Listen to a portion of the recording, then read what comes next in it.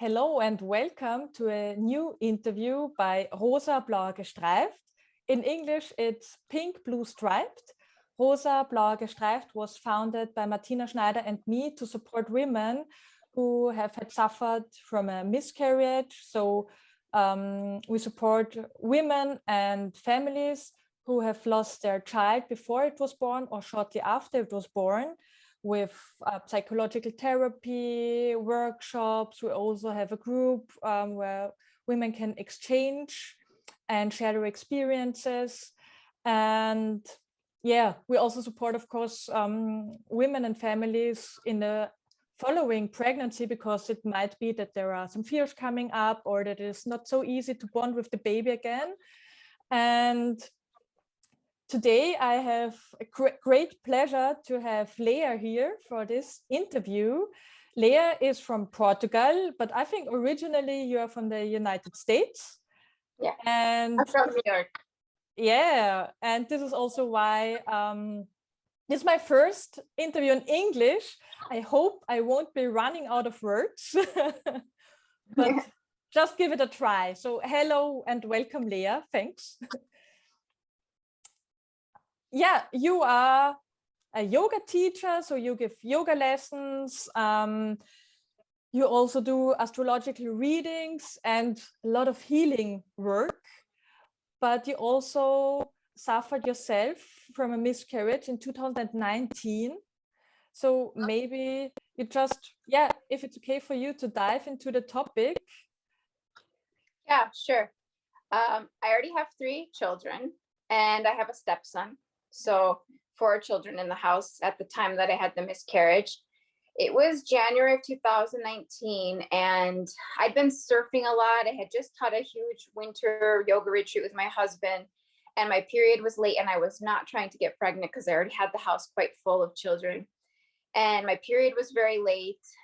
And after it was 2 weeks late, I was like, there's no way I'm pregnant. This can't be. Because every time you're pregnant, you sort of have a knowing that you're pregnant. This time I was completely blank. Mm-hmm. I had no idea when it happened. And I was thinking, oh, I didn't get my period because I'd been surfing or maybe being too physically active. But then I talked to my sister and she was like, man, you have to get a test. Like, what are you doing? So I went and got the test. I took it. And of course it was positive. And I just kind of almost threw myself on the ground. I was like, oh my gosh, what am I going to do? 5 kids? It's too much. So I was really overwhelmed by the fact that I was pregnant, but my husband and I spoke with a midwife and she kind of helped me emotionally get through it. And then I got to the point where I really accepted the pregnancy because at first I was like, can I do this? I'm 38, almost 39. I have 4 children. It was a lot. But I worked emotionally through it and I decided to accept it and go forward. And then I was teaching a yoga workshop in northern Spain, 9 hours car ride from my home. And I was not feeling okay. I was like having extreme low back pain. And I was thinking, what's going on with me? I was around 10 weeks pregnant. And that morning I went to the bathroom and I had a little blood loss. I called the midwife and she said, let's just wait. Let's see what happens. And then the next day I woke up and I was in a hotel 9 hours from home. My husband and I were teaching a workshop of 25 people. And I literally stayed in the hotel room while my husband had to go to work because we were there invited. And I had my miscarriage in a hotel room. It was horrible, horrible. And I had to drive home that same day, 9 hours in the car with the contractions. If you've ever had a miscarriage, it's like a mini birth. And it was a very curious situation for me because I had gone into the pregnancy thinking I really didn't want it. And I wasn't absolutely not ready for a 5th child. And then when I lost it, I was destroyed. I was completely destroyed. I cried for days. I remember staying in bed, going through the whole bleeding process, and I just cried and I cried. And yeah, it was much harder than I had thought it would be, especially because how we had spoken about when we talked about the interviews that I already have a lot of kids. My house is full. And I remember sharing with a woman at the time that I'd had the miscarriage and she doesn't have children. And she said to me, I said, I'm kind of depressed, actually. I feel like I'm in a depression. She said to me, why would you be depressed? You already have 4 kids. Save kids for someone else. Mm. And I remember thinking like, wow, I was completely shocked by that statement, you know, and it really took me a full year, I think, to sort of work through it. Mm. Mm. And I remember still crying around the date that the baby should have been born. Mm. Mm. And during this time, what was the greatest challenge you had, you think? It was, I had a lot of guilt because I felt like there was a part of me that felt guilty, like I hadn't received the baby well enough. You know, women, we have a tendency of blaming everything on ourselves. Yes.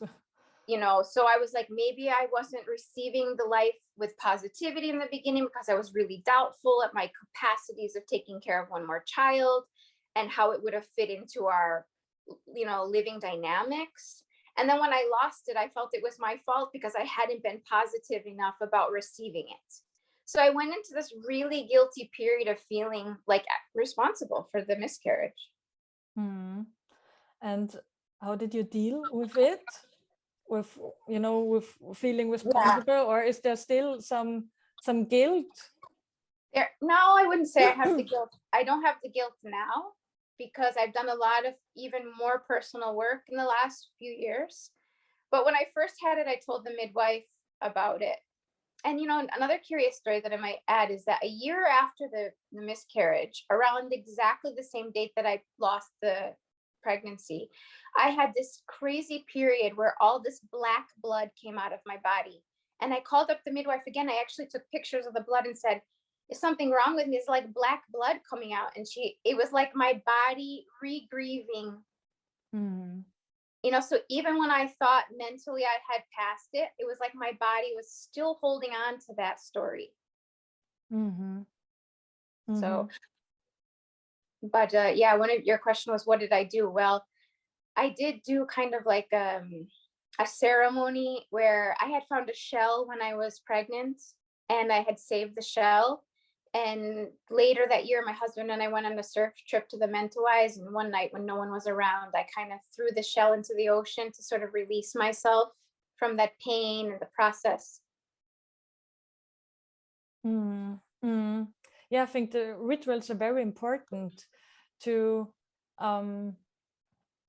to deal with feelings or to overcome them. And so it's good that you found a ritual for you. Yeah. And what I think might also be sort of a challenge, because you do this yoga classes and healing work and astrological reading, so people expect you maybe to be emotionally very strong, you know, and then you have 1 year of grief. So how did you do that? Yeah, I almost didn't permit myself because, like you said, I have to be strong. Like it was like, okay, I'm really bad. And I remember my husband being like, well, it's over, like kind of let's get on with it. And my kids, everybody just wanted me to get over it because it's better if I'm better for everyone, right? So I remember really pushing through that whole year. And that year, it was the year before COVID hit. And we had to teach workshops all over Norway, Poland, Romania, Ibiza, Bali. And we were constantly on the go. And like, I just had to go, you know, in motion and just, and I remember I had the miscarriage, I think at the end of February, March, and we went to Bali in April to have this great, amazing surf trip. And I remember I was crying. Can you hear me? I was crying. Yes. I was crying most of the trip. And everyone was like, well, you're in Bali. You should be happy, of course. Should be completely happy. And I was crying the entire time. Yeah. Yeah. So I don't think I ever really gave myself even time to, you know, to grieve. Okay. But Mm-hmm. now, you know, when you look back, would you change something, or what would you do differently? What were there some points where you think, okay, this would have helped me during this period of time? Yeah, if I could have gone back in time, I definitely would not have worked as much as I worked that year. I would have taken, definitely have done more self-care in a way that it was like for that grieving, not just getting a massage because you feel like getting a massage, but being like, oh, I'm getting a massage because I need to be nurtured, or I need someone to cook for me, or I need, it almost like if you had a baby, when you need people to care for you. And I would have asked for that, and I would have, made everyone in my family know that that was really, I was going through a very challenging time. I remember too, my sister came to visit me in February or March, right after it happened. And they wanted to just party and go out. And it was like as if I was supposed to act like that never happened. Mm-hmm. So I found it very challenging that no one wanted to acknowledge the situation. And just because I'm a mom and I already have kids, like it shouldn't have hurt me. And I was super bummed. So I wish like I had really made, now with the strength I have now, I would have sat everyone down and said, like, listen, you guys don't understand, but I'm going through something it's hormonal, it's emotional, it's physical, and I need you to be comprehensive that I need some care. But at that time, I didn't have that inner strength. No, I think that's very important what you say, because you need some time, you need this space for grieving, for crying, for honoring what has happened, because it is a child, and this child was there or still is there. Now it's in heaven, but it's still part of the family. So I guess it was also, it can hurt if people don't acknowledge this. And so, but you gave yourself then afterwards maybe some time, or? I mean, I remember when I, like 9 months later, we were in the Mentawais in Indonesia again, because this year we traveled immensely. I don't think there was a year in my life I had so many travels. And I can say that year I had a panic attack for the first time since maybe I was in college. I remember having a panic attack in college when you're studying without sleeping for 2 days and caffeinating yourself. And, yes. And I hadn't had anything like that in 20 years or more.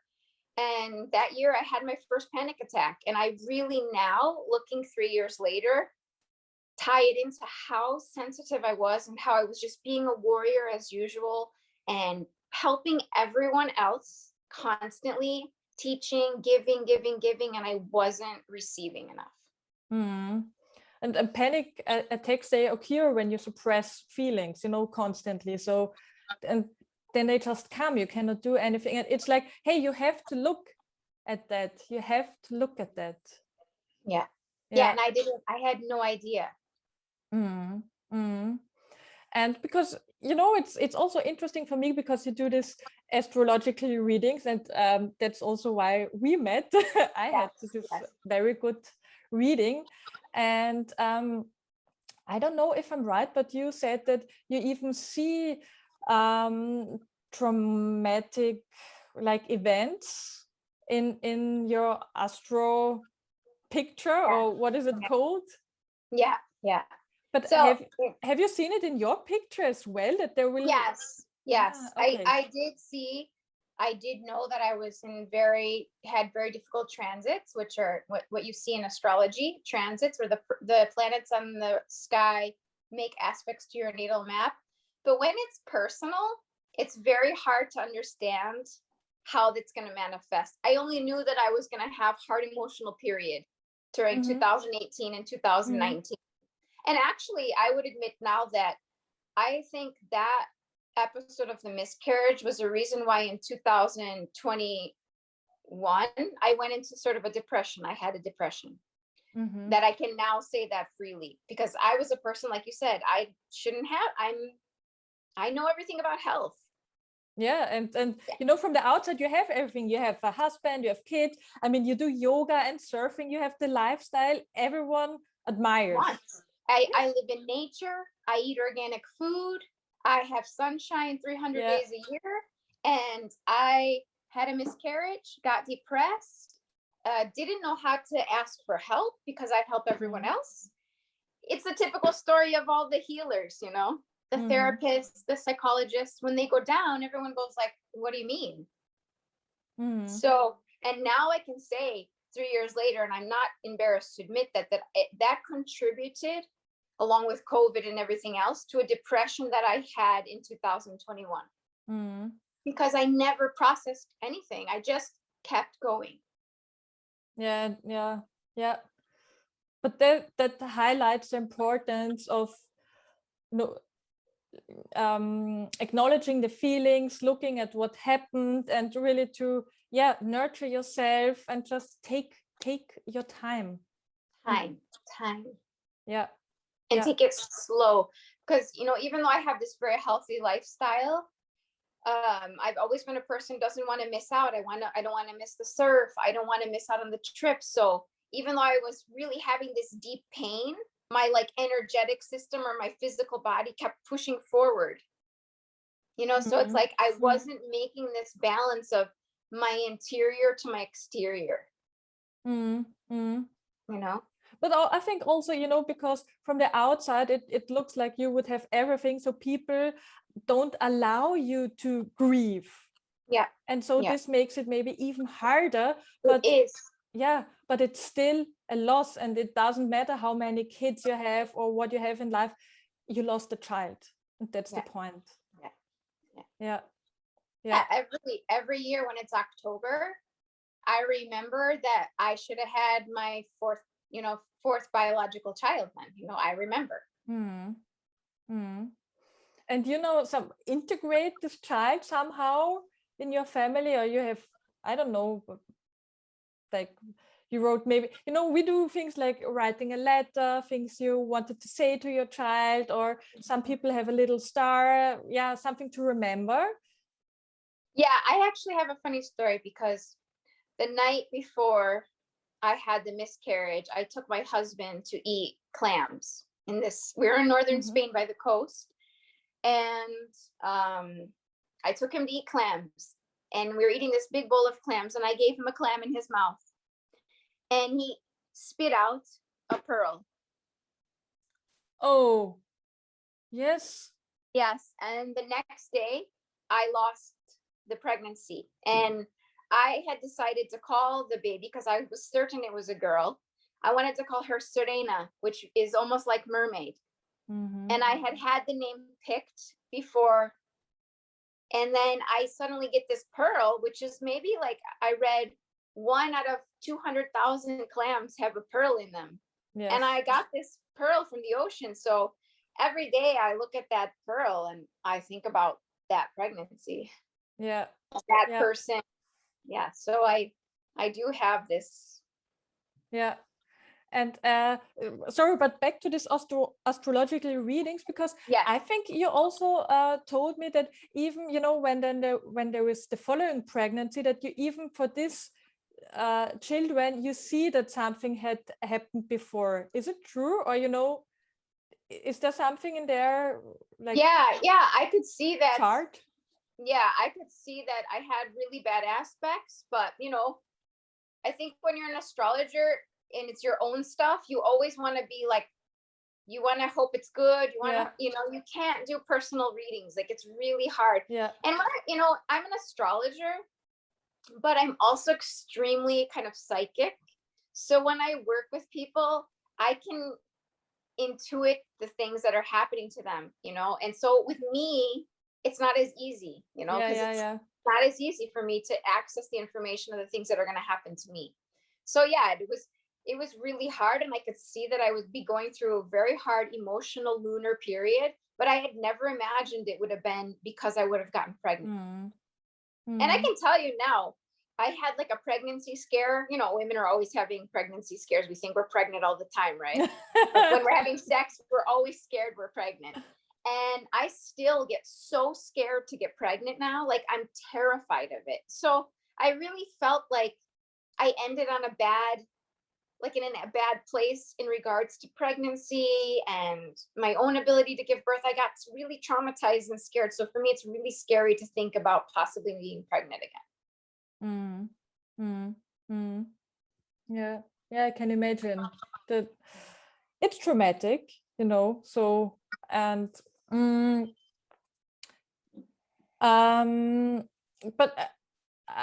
but also, you know, because sometimes if other woman, like if she becomes pregnant again, and you get the date of this rainbow baby, let's call, yeah, we call it Oh, rainbow the baby. rainbow baby. Yeah. Would you also see for this rainbow baby that it has some, you know, that the miscarriage of the mother has also effect on the baby, or not? Yeah, Yes? for sure. Sure. When I see women's charts, for example, I'll see a woman or anyone's charts and I'll say, what was going on with your mother when she was pregnant with you? She had a great suffering. I can see that you carry part of this great suffering from your mother. And a lot of the people will say, oh, my mother had a miscarriage before she had me. So the whole pregnancy, she was terrified of losing the baby, you know, because usually the next pregnancy, not all women, but some women feel very scared. They feel like the whole time they're holding, you know, they just want to make sure the baby doesn't get lost. Yeah. Or dies. So on the one hand, they are I very always, scared. Yeah. But on the other hand, they cannot really bond because there is so much fear of losing it again. Yeah. Exactly. So they're in this kind of, I want to protect this baby, but at the same time, they don't want to get near the baby because they're terrified they're going to lose it and they're going to go through all the pain. So it's really confusing. And I always see this on the chart that there's this mother wound for the person who comes next, the next child. They carry the story.